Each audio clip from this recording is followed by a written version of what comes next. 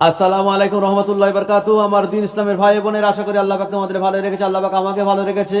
আল্লাহ পাক আমাদের সবাইকে দিন দুনিয়ায় ভালো রাখুক, আমাদের সবাই জান মাল ইমান ইজ্জত আবরুকে রক্ষা করুক, আমিন। আজকে তোমাদের শোনাবো সৎকার ফজিলত। আশা করি তোমরা শুনবে ইনশাল্লাহ। আউযুবিল্লাহি মিনাশ শাইতানির রাজিম, বিসমিল্লাহির রহমানির রহিম। রাসূলুল্লাহ সাল্লাল্লাহু আলাইহি সাল্লাম ইরশাদ করেন, কেউ নিজের হালাল উপার্জন থেকে এক খরজুর পরিমাণ দান করলে আল্লাহ তাআলা তার ডান হাতে গ্রহণ করেন, অতঃপর তা এমনভাবে বর্ধিত করেন যেমন কেউ নিজের গোশাবককে লালন পালন করে, অবশেষে খরজুর সম দানায় পাহাড় সম হয়ে যায়। কোরআন মাজিদ থেকে এর সত্যায়ন হয়। যেমন আল্লাহ তাআলা ইরশাদ করেন, তারা কি এটা জানে না যে আল্লাহই নিজের বান্দাদের তওবা কবুল করেন এবং তিনি সদকা খয়রাত কবুল করেন। সুতরাং সূরা তওবা আয়াতাংশ 104। অন্য আয়াতে আল্লাহ তাআলা ইরশাদ করেন, আল্লাহ তাআলা সুদ ধ্বংস নিশ্চিহ্ন করে দেন এবং সদকা বর্ধিত করেন। আল্লাহ তাআলা সুদ ধ্বংস নিশ্চিহ্ন করে দেন এবং সদকা বর্ধিত করেন। সূরা বাকারা আয়াতাংশ 276। হাদিস শরীফে ইরশাদ হয়েছে, সদকায় মাল সম্পদে ঘাটতি হয় না এবং যে ক্ষমা করে তার সম্মান বৃদ্ধি পায়। আর যে আল্লাহর উদ্দেশ্যে বিনয় নম্রতা অবলম্বন করে আল্লাহ তাআলা তার মর্যাদা উন্নীত করেন। আরেক হাদিসে আছে, সদকা সম্পদে কমতি সৃষ্টি করে না। যে সদকা দেওয়ার জন্য হাত বাড়ায় আল্লাহ তাআলা প্রার্থীর হাতে যাওয়ার আগেই তা কবুল করে নেন। যে নিষ্প্রয়োজনে অন্যের কাছে যাচ্ছা করে আল্লাহ তার জন্য অপমান অপদস্থতার পথ খুলে দেন। মানুষ বলে আমার মাল, অথচ কারো তার নিজের সম্পদের মাঝে তিনটি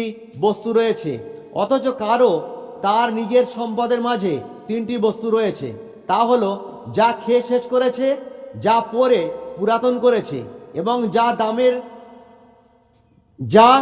দানের মাধ্যমে জমা করেছে।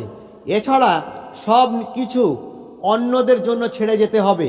হাদিস শরীফে আছে, কিয়ামতের দিন আল্লাহ তাআলা প্রত্যেকের সাথে কোনো দোভাষী ছাড়াই কথা বলবেন। প্রত্যেকে তার সামনে পিছনে ডানে বামে তাই দেখবে যা সে দুনিয়ার জীবনে উপার্জন করেছে। সুতরাং আল্লাহকে ভয় করো এবং জাহান্নাম থেকে বাঁচো এবং খরজুর বিচি দিয়েও হলেও। রাসূলুল্লাহ সাল্লাল্লাহু আলাইহি সাল্লাম ইরশাদ করেন, সদকা গুনাহ এমনভাবে দূর করে যেমন পানি আগুন নিভিয়ে ফেলে। রাসূলুল্লাহ সাল্লাল্লাহু আলাইহি সাল্লাম হযরত কাব বিন উজরা রাদিয়াল্লাহু আনহুকে বলেন, হে কাব বিন উজরা, হারাম দ্বারা লালিত পালিত রক্ত ও গোশত জান্নাতে প্রবেশ করবে না, তা জাহান্নামের যোগ্য। ও হে কাব বিন উজরা, মানুষ দুই ধরনের হয়ে থাকে। এক ধরনের মানুষ নিজেকে মুক্ত করতে প্রচেষ্টারত, আরেক ধরনের মানুষ নিজেকে নিজে ধ্বংস করে। হে কাব বিন উজরা, নামাজ আল্লাহর নৈকট্য অর্জনের মাধ্যম, রোজা জাহান্নামের জন্য ঢাল, আর সদকা গুনাহের আগুন এমনভাবে নির্বাপিত করে যেমন পাথরের উপর থেকে বরফ পিছলে পড়ে যায় অথবা পানি আগুন নির্বাপিত করে। হাদিসে আছে, সদকা আল্লাহর ক্রোধ শীতল করে দেয় এবং অপমৃত্যু থেকে রক্ষা করে। আরেক বর্ণনা রয়েছে, সদকা দ্বারা আল্লাহ তাআলা অপমৃত্যু 70 দরজা বন্ধ করে দেন। আর এক হাদিসে রয়েছে, সদকাকারী কিয়ামতের দিন আপন সদকার ছায়ায় থাকবে, এমনকি এই অবস্থায় মানুষের হিসাব কিতাব ফয়সালা হবে। রাসূলুল্লাহ সাল্লাল্লাহু আলাইহি সাল্লামকে জিজ্ঞাসা করা হলো, ইয়া রাসূলুল্লাহ, কোন প্রকার সদকা উত্তম? তিনি বললেন, নিঃস্ব গরিবের জন্য ব্যয় করা এবং সর্বাগ্রে নিজের পরিবারবর্গকে দান করা। রাসূলুল্লাহ সাল্লাল্লাহু আলাইহি সাল্লাম ইরশাদ করেন, এক দেরহাম 100 দেরহামের চাইতে বর্ধিত, এক দেরহাম 100 দেরহামের চাইতে বর্ধিত। কেউ জিজ্ঞাসা করলো, ইয়া রাসূলুল্লাহ সাল্লাল্লাহু আলাইহি সাল্লাম, তা কিভাবে? বললেন, কারো কাছে অঢেল অর্থ সম্পদ রয়েছে আর কারো রয়েছে মাত্র 2টি দেরহাম। যার অঢেল অর্থ সম্পদ সে যদি 1 দেরহাম সদকা করে, আর যার সাকুল্য 2 দেরহাম আছে সে যদি 1 দেরহাম সদকা করে, তবে 1 দেরহাম অন্যের লাখ দেরহামের থেকে উত্তম। রাসূলুল্লাহ সাল্লাল্লাহু আলাইহি সাল্লাম ইরশাদ করেন, যাচ্চাকারীকে বিমুখ করো না, যদিও বকরির বাচ্চা অথবা খুর দিয়ে হয়। রাসূলুল্লাহ সাল্লাল্লাহু আলাইহি সাল্লাম ইরশাদ করেন, কিয়ামতের দিন যেদিন কোনো ছায়া থাকবে না, শুধু 7 লোক আল্লাহর আরশের ছায়ায় অবস্থান করবে।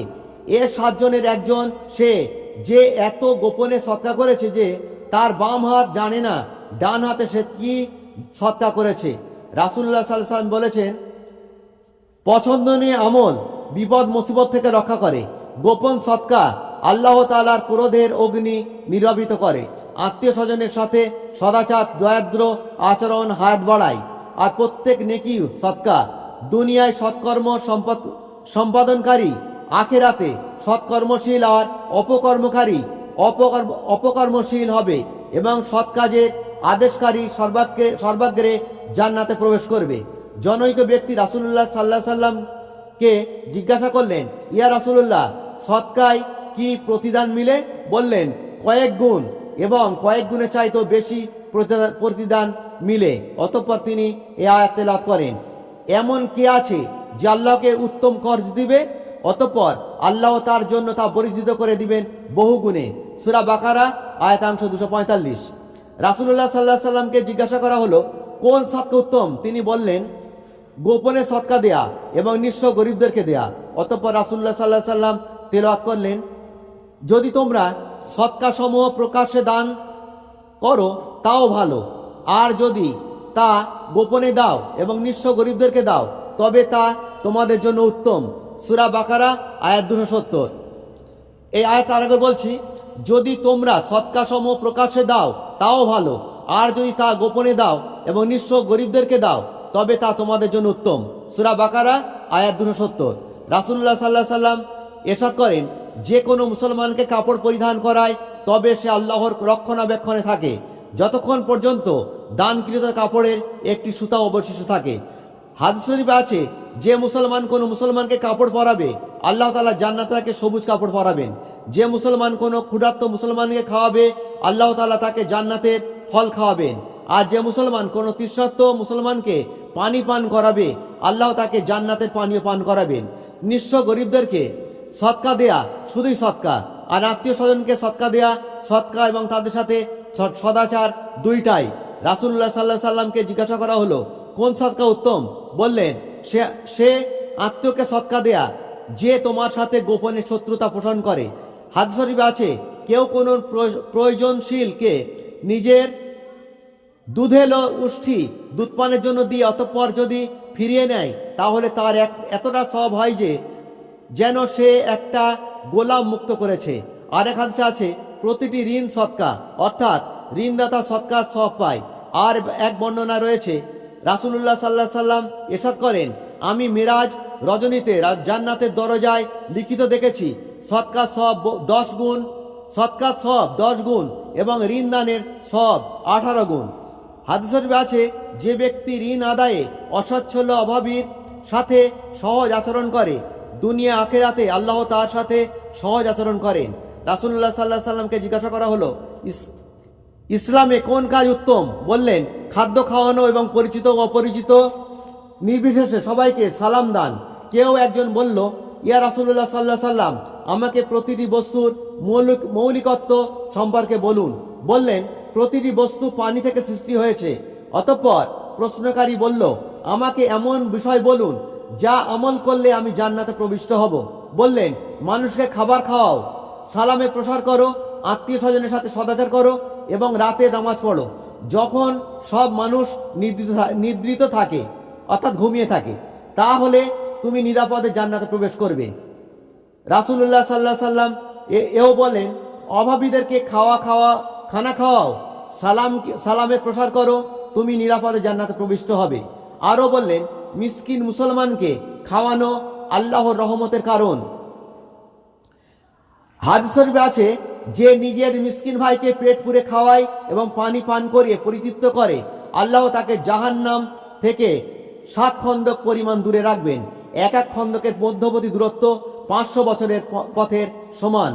হাদিস শরীফে আছে, কিয়ামতের দিন আল্লাহ তাআলা বলবেন, হে বনি আদম, আমি রুগ্ন ছিলাম, তুমি আমার রোগে খোঁজ খবর নাওনি। সে বলবে, ইয়া আল্লাহ, আমি কি করে আপনার রুগ্ন অবস্থায় খোঁজ খবর নিতে পারি?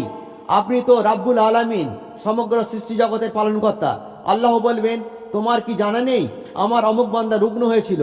যদি তুমি তার রুগ্ন অবস্থায় খোঁজ খবর নিতে তবে আমাকে সেখানে পেতে। হে বনি আদম, আমি তোমাকে খাইয়েছি কিন্তু তুমি আমাকে খেতে দাওনি। সে বলবে, ইয়া আল্লাহ, আমি কি করে আপনাকে খাওয়াতে পারি? আপনি তো রাব্বুল আলামিন। আল্লাহ বলবেন, আমার অমুক বান্দা তোমার কাছে খেতে চেয়েছিল, তুমি তাকে খাওয়াওনি। যদি তাকে খাওয়াতে তবে তা আমার কাছেই পেতে, হে বনি আদম, আমি তোমার কাছে পানি চেয়েছিলাম, কিন্তু তুমি আমাকে পানি পান করাওনি। সে বলবে, ইয়া রব, আমি কিভাবে আপনাকে পানি পান করাতাম? আপনি তো রব্বুল আলামিন। আল্লাহ বলবেন, আমার অমুক বান্দা তোমার কাছে পানি চেয়েছিল, তুমি তাকে পানি পান করাওনি। যদি করাতে তবে তুমি তা আমার কাছে পেতে। আজকে এখানে রাখলাম। আসসালামু আলাইকুম ওয়া রাহমাতুল্লাহি ওয়া বারাকাতুহু।